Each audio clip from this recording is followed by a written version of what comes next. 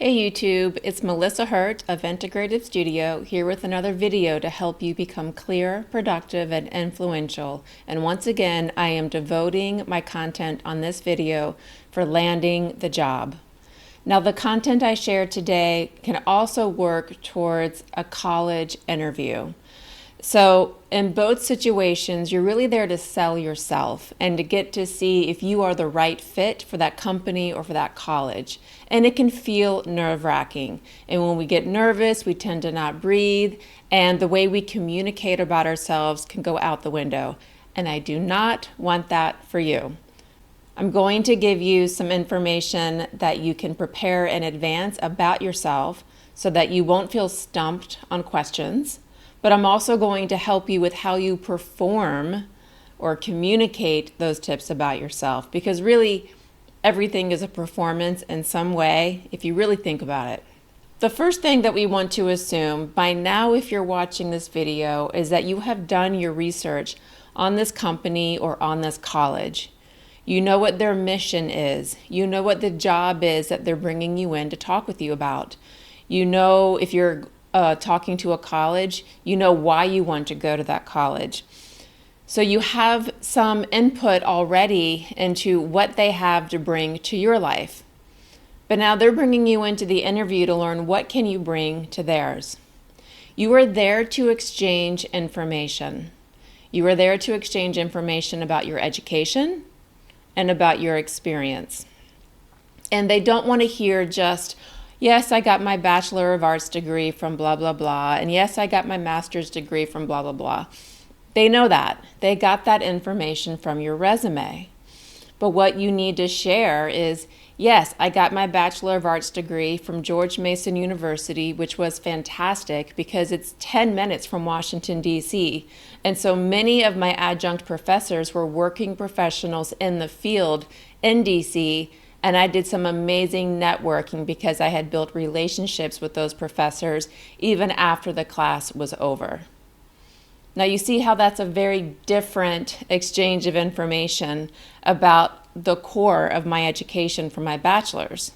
If I were to do the same thing for my master's, and yes, I got my master's of fine arts degree from Virginia Commonwealth University, and it was only the second program in the country that focused on theater pedagogy. So I not only learned about the ins and outs of theater production, but I also learned how to teach it at the same time. Again, I'm offering a nugget that's unique that can help them remember something about me so I stand out amongst the pack. So now I charge you. What is the thing that makes your experience in your place of education a little different? Now, if you're interviewing for college and they ask you about your high school experiences, what was unique about your high school? There is something there. Were there any clubs that you did? Did you do any leadership opportunities? Who was a teacher that made a big impact on you and why? What were they doing outside of teaching that they brought into the classroom? So they want to hear about how you relate with other people and what you gain from those experiences. Because think of it this way, when you're in the job or you're in the college and they are bringing you resource after resource after resource, they want to see that you know how to make opportunities with those resources. They want to know that if they bring that horse to water, you're going to drink. And yes, in that situation, you're the horse. So you need to say to them early in that interview, when you talk about your education, what did you gain from it? Now, the same thing goes about your experiences. So it's not only that, let's say, yes, I served as president of blank organization for 5 years. What did you do with that? So you could say instead, yes, I served as president of blank organization for 5 years. And in that time, I grew our membership from 10 people to 65 people. And also in that time, we held yearly fundraisers for a school in Haiti and raised over $35,000, something like that. Like, what did you do when you were in that leadership position? That gives them an idea of what you could do for them in any kind of role that they throw at you. write down all of the opportunities or the important specifics about your education and about your professional development experiences. Now, if you are in the workforce decades long, and you're in the current position that we're going through of having to put yourself out there again to secure a full-time position, you have lots of experiences under your belt.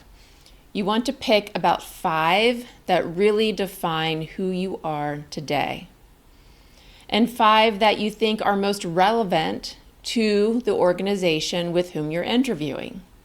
They've looked at your resume. They said, hey, this person seems interesting, let's bring them in. You want to find concrete examples for anything that might be a generalization on your resume.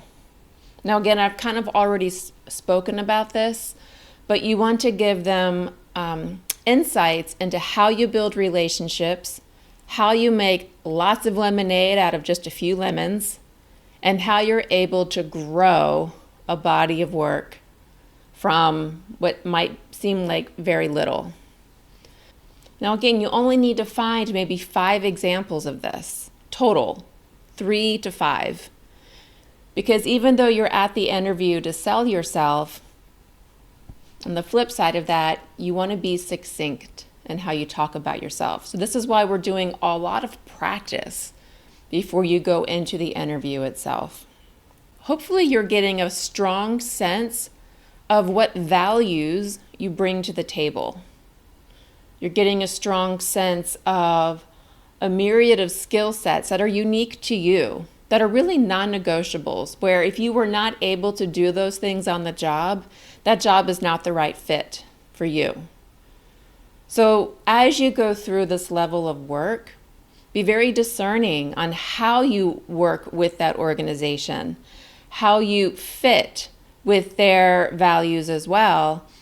And so that when you're there in person, you have a genuine enthusiasm and excitement in your voice as you talk about these things. Now, that's all things that are happening before you walk in the door. You walk into the door, you smile, you pronounce your name clearly, you have a nice lift in your voice because you're breathing, and I want you to sense the vibe in the room. This is a very serious place. It's all business. Time is money. Let's get to brass tacks. Or is it lighter? Is it a space where you can maybe tell an appropriate joke? Appropriate. But if it comes up, if the moment feels right, you can just, have a little laugh about something. If you are out of touch with the tone in the room, that's going to be very off-putting. So if they're very lighthearted and you're very, very serious, you're not going to fit with them. If they're very, very serious and you're telling jokes here, there, and everywhere, that's not the right fit. So you need to feel the vibe and see, what am I hearing? What am I seeing?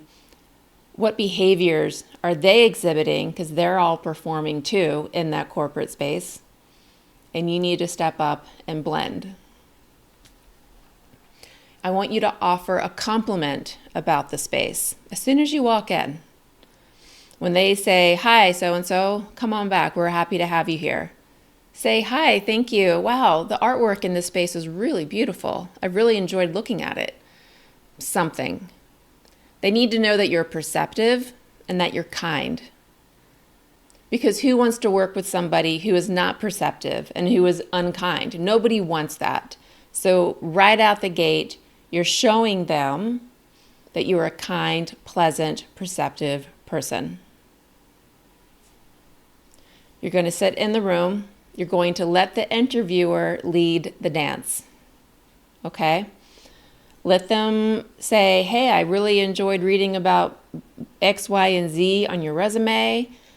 What this job is doing A, B, and C.